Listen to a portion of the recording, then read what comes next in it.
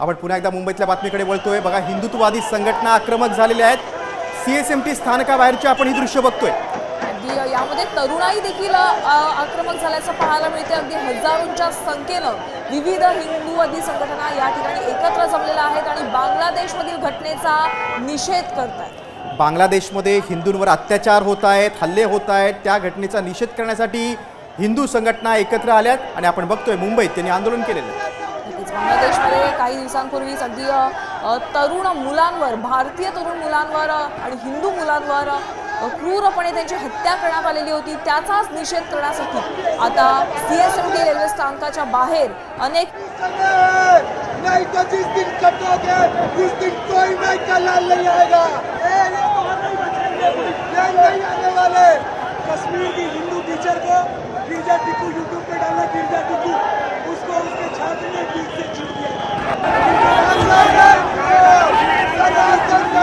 रक्षा करो। अरे क्या किया था उस हिंदू ने? उसको जिंदा जला दिया। आज ये फिल्म कल का होगा बनेंगे।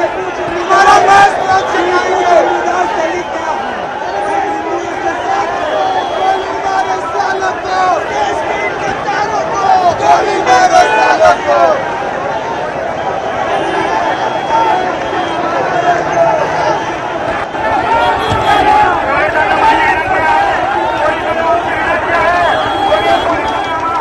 आपण अधिक माहिती घेऊया। आमच्या प्रतिनिधी रुपाली बडवे आहेत आपल्यासोबत। रुपाली, विश्व हिंदू परिषदेचे काही कार्यकर्ते आहेत, इतर देखील संघटना आहेत, काय त्यांचं म्हणणं आहे आणि एकूण परिस्थिती नियंत्रणात आहे का?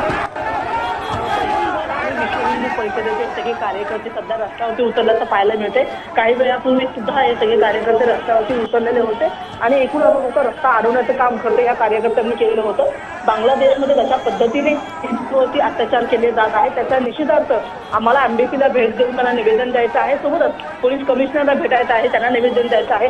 अशा पद्धतीची मागणी यांची खरं यांनी लावून धरलेली आहे। मात्र आपण पाहिलं की याच्यापूर्वी त्यांनी जो रस्ता रोको केला होता त्याच्यामुळे मुंबईकरांना याचा नाहक त्रास सहन करावा लागला होता आणि त्याच्यामुळे मुंबई पोलिसांनी सगळ्या कार्यकर्त्यांना ताब्यात घेतलेलं होतं। मात्र बॅरिकेडला धक्का मारून हे सगळे कार्यकर्ते पुन्हा एकदा बाहेर पडलेले आहेत आणि रस्त्यावरती येण्याचा हा सगळा कार्यकर्त्यांचा प्रयत्न आहे। त्याच्यामुळे कुठेतरी मुंबईच्या एका बाजूला भेटून धरला दाद जरी असला तरी सुद्धा आपण बघतो की त्यांची जी मागणी आहे ती त्यांनी लावून धरल्याचं आपल्याला पाहायला मिळत आहे। मुंबईमध्ये नेमकं कुठे कुठे हे हिंदू संघटना आक्रमक झालेल्या आहेत?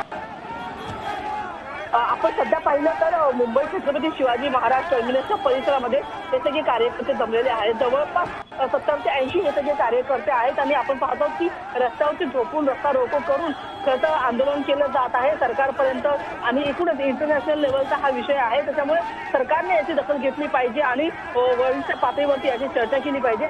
अशा पद्धतीची खरं तर मागणी हे सगळे कार्यकर्ते देत आहेत। मात्र तशा पद्धतीने पोलिसांनी त्यांना अडवलेलं आहे, त्याच्यामुळे कुठेतरी पोलिसांच्या बद्दलचा रोल देखील कार्यकर्त्यांचा पाहायला मिळत आहे। नक्कीच